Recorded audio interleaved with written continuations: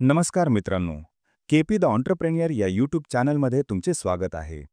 आज आपण अशा एका अविश्वसनीय प्रवासाची गोष्ट ऐकणार आहोत, जो तुम्हाला आर्थिक स्वातंत्र्याची खरी संकल्पना समजावून देईल आणि कदाचित तुमच्या आयुष्याला एक नवी दिशा देईल. ही कहाणी आहे राजेश देशपांडे यांची, ज्यांनी 300 रुपयांच्या बचतीपासून सुरुवात करून आज 25 कोटींपेक्षा जास्त कॉर्पस म्हणजे स्वतःची संपत्ती उभा केला आहे. प्रत्येक व्यक्तीचे स्वप्न असते आर्थिक स्वातंत्र्य मिळवण्याचे. आवडीचे छंद जोपासण्यासाठी, कुटुंबाला वेळ देण्यासाठी. आजच्या धावपळीच्या जगात वेळेची किंमत खूप मोठी आहे.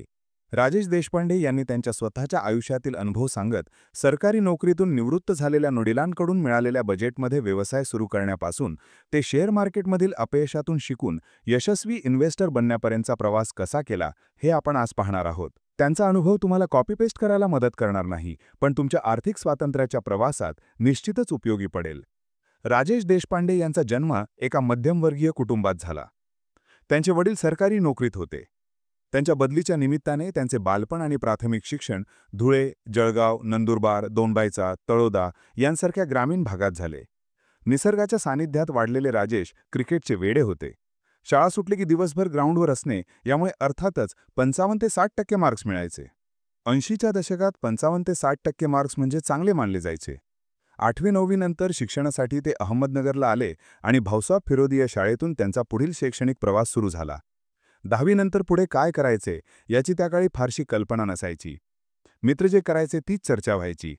तेव्हा पॉलिटेक्निकचे पेव फुटले होते आणि इंजिनियर बनण्याची स्वप्ने त्यांनाही पडू लागली. 55 ते 60% मार्क्स घेऊन त्यांनी नगरच्या खासगी पॉलिटेक्निकला ॲडमिशन घेतले. कॉलेज सुरू झाल्यावर इंजिनिअरिंग, ड्रॉइंग, अप्लाइड मेकॅनिक्स यांसारखे विषय त्यांच्या डोक्यात शिरलेच नाहीत. आवडीचा खेळ क्रिकेट होता, त्यामुळे लेक्चर्स बुडवून ग्राउंडवर जायचे. परिणामी जो व्हायचा तोच झाला, रिझल्ट फेल, आणि तोही 5 विषयांत. आज ते हे आनंदाने सांगतात, कारण कदाचित इंजिनियर झालो असतो तर या मार्गाने आलो नसतो. नापासाचा शिक्का बसल्यावर ते निराश झाले होते. तेव्हा त्यांच्या थोरल्या बहिणीचे नुकतेच लग्न झाले होते. त्यांचे मेहुणे, जे फार्मसीमध्ये लेक्चरर होते, त्यांनी त्यांना फार्मसीचा विचार करायला सांगितले. फार्मसीमध्ये अप्लाइड मेकॅनिक्स सारखे विषय नाहीत, तिथे ह्यूमन ॲनाटॉमी आहे, जे कदाचित तुला आवडेल, असे त्यांनी सांगितले. राजेश देशपांडे यांनी फार्मसीला ॲडमिशन घेतले. ज्या डिप्लोमा इलेक्ट्रॉनिक्समध्ये ते 5 विषयात नापास झाले होते, त्याच राजेश देशपांडेने फार्मसीला कॉलेजमध्ये 2रा नंबर मिळवला. कारण एकच होतं, तो विषय त्यांना आवडू लागला होता. आयुष्याला एक दिशा मिळाली, कष्ट सुरू झाले. फार्मसी झाल्यावर वडील सेवानिवृत्त झाले होते. 86-87 साली त्यांना वडिलांनी 50-60 हजार रुपये व्यवसायासाठी मदत करण्याची तयारी दाखवली. या बजेटमध्ये अहमदनगरच्या सावेडी भागात त्यांना आकाशवाणीसमोर एक जागा मिळाली. तिथे त्यांनी राजेश मेडिकल स्टोअर सुरू केले. सुरुवातीला दिवसाचे कलेक्शन 200-400 रुपये असायचे.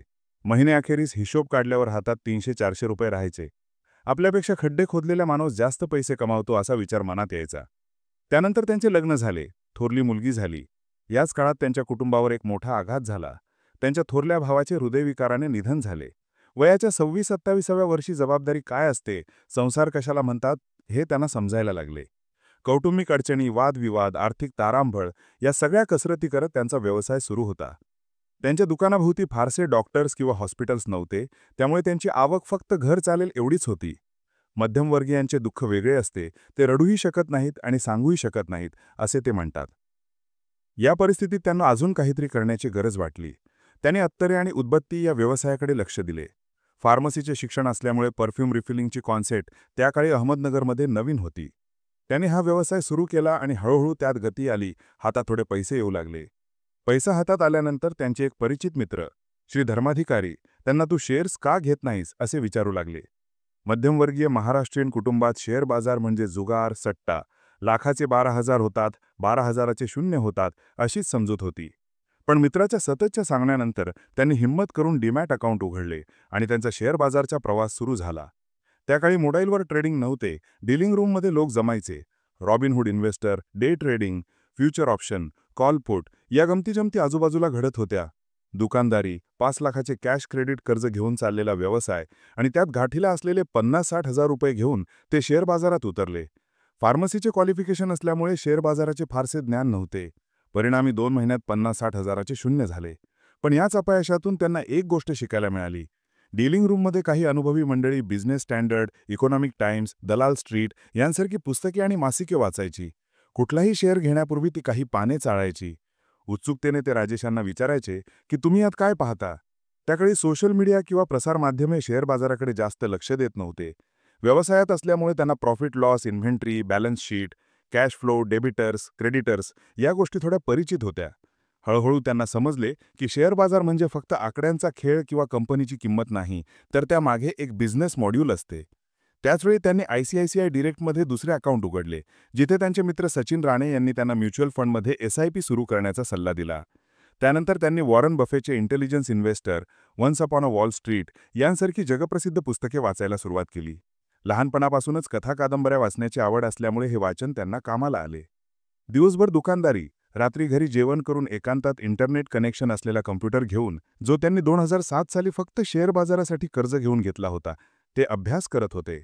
रात्री 1-2 वाजेपर्यंत विविध साईट्स हाताळत. त्यांना कुठेतरी एक मार्ग सापडल्याचा आनंद मिळू लागला. म्युच्युअल फंड हे सेबीने सामान्य गुंतवणूकदारांसाठी, ज्यांना जास्त समजत नाही, त्यांच्यासाठी पैसा सुरक्षित हाताळण्यासाठी तयार केलेली यंत्रणा आहे, हे त्यांना समजले. त्यांची पत्नी राधिका दुपारच्या वेळात दुकान सांभाळत आणि ते डीलिंग रूमकडे पळायचे. तिथे त्यांना शेअर बाजार म्हणजे नुसती बॅलन्स शीट किंवा आकडेवारी नाही, तर सायकोलॉजी ऑफ इन्व्हेस्टमेंट आहे, हे समजले. Fear and greed factor, FOMO factor कशाला म्हणतात, जो माणूस 100 रुपयाला शेअर घ्यायला तयार नव्हता, तो 900 रुपयाला का घेतो, याची कारणे त्यांना सापडली. 2008 उजाडले आणि बाजारात मोठी रॅली सुरू झाली. ज्या शेअरला हात लावाल त्यात नफा मिळायला लागला. दिवसाचे 10-15 हजार सहज मिळू लागले. हा धंदा काय, यापेक्षा शेअर बाजार बेस्ट, असा विचार त्यांच्या मनात येऊ लागला. पण यावर लेहमन ब्रदर्सच्या मंदीचा हातोडा पडला. 20,000चा सेन्सेक्स 7,000पर्यंत कोसळला. सर्व भांडवल शून्य झाले. या मंदीने त्यांना ॲक्टिव्ह इन्कमचे महत्त्व शिकवले. मेडिकल व्यवसायातून येत असलेले ॲक्टिव्ह इन्कम त्यांच्या हातात होते. जरी इन्व्हेस्टमेंट शून्य झाली तरी आता त्यांना बाजार उमगला. त्यानंतर त्यांनी भारतीय अर्थव्यवस्था, इकॉनॉमिक्स, परदेशी भांडवलदारांचा भारतीय बाजारावरील परिणाम याचा अभ्यास केला. अर्थशास्त्र हा विषय घेऊन त्यांनी ग्रॅज्युएशन पूर्ण केले. पत्नी राधिका सुरुवातीला शेअर बाजाराला भागरायची, पण हळूहळू तिला इन्व्हेस्टमेंटची सवय लावली. त्यांनी तिला सांगितले की तुझे दुकान सांभाळतेस, त्याचा पगार मी तिला दिला असता, तोच पगार मी तुझ्या नावाने SIPला लावला आहे. ती सुद्धा उत्साहाने काम करू लागली. आजच्या काळातही फंडामेंटल ॲनालिसिस आणि टेक्निकल ॲनालिसिस महत्त्वाचे आहे. फंडामेंटल ॲनालिसिस म्हणजे लाँग रनची मॅरेथॉन आहे, तर ट्रेडिंग हे IPL आहे. संपत्ती निर्माण करायची असेल तर फंडामेंटल ॲनालिसिसचा अभ्यास करावाच लागेल, कारण फंडामेंटल ॲनालिसिस म्हणजे बिझनेस मॉडेलचा अभ्यास आहे. कंपनीचे डायरेक्टर्स, प्रमोटर्स, प्रोडक्ट, कॉम्पिटिशन आणि पुढच्या 4-5 वर्षात कंपनीची ग्रोथ कशी होऊ शकते, हे सर्व त्यातून समजते. 2 पैसे मिळू लागल्यावर रिस्क ॲपेटाईट वाढू लागला. रिस्क कुठे घ्यायची आणि कुठे नाही हे समजू लागले. याच प्रवासात देशपांडे इन्व्हेस्टमेंटची सुरुवात झाली. मित्र, नातेवाईक त्यांना म्युच्युअल फंड आणि SIP बद्दल विचारू लागले. जसे त्यांचे आर्थिक नुकसान झाले तसेच अनेकांचे झाले होते. डीलिंग रूममधील त्यांचे 5-6 जवळचे मित्र शून्य झाले आणि आजही ते त्यांचे स्वतःचे व्यवसाय सोडून नोकरी करत आहेत. मोठ्या माणसांकडे म्हणजे HNI 10-100 कोटी असलेले बाजारातील सर्व आयुध आहेत, पण सामान्य माणसाला कोण सांगणार? व्यवसाय न करता ज्याला भेटेल त्याला आर्थिक नियोजन, आर्थिक स्वातंत्र्य, ॲक्टिव्ह इन्कम, पॅसिव्ह इन्कम आणि SIP कशी मदत करू शकते, हे सांगायला त्यांनी सुरुवात केली. 2013-14 साली सेबीच्या इन्व्हेस्टर अवेअरनेस प्रोग्राम्समध्ये RBI, सेबी, MFI यांच्या माध्यमातून त्यांनी अनेक ठिकाणी व्याख्याने द्यायला सुरुवात केली.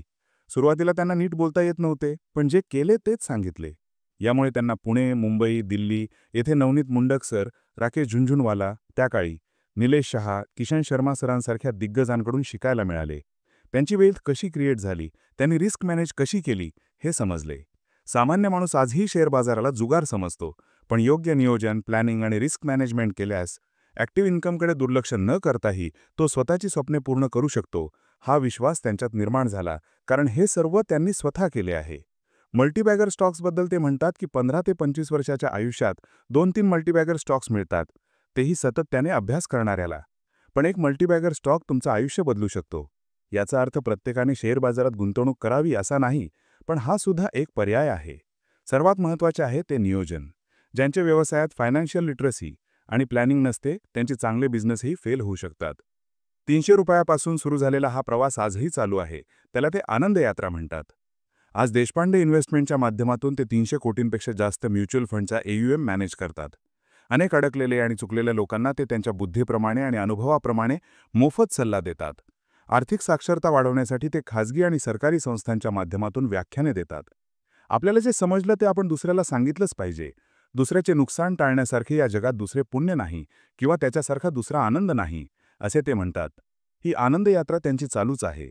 हा व्हिडिओ आपल्याला कसा वाटला हे आम्हाला कॉमेंट सेक्शनमध्ये कळवा आणि आपल्या मित्रपरिवारासोबत शेअर करायला विसरू नका. आपण सर्व मिळून उद्योजकतेच्या या प्रवासात पुढे जात आहोत. या परिवाराचा भाग बनण्यासाठी केपी द एंटरप्रेन्युअरला सबस्क्राईब करा आणि आपल्या मित्रपरिवारासोबत शेअर करायला विसरू नका. चला एकत्र शिकूया आणि पुढे जाऊया. भेटूया पुढच्या व्हिडिओमध्ये. धन्यवाद.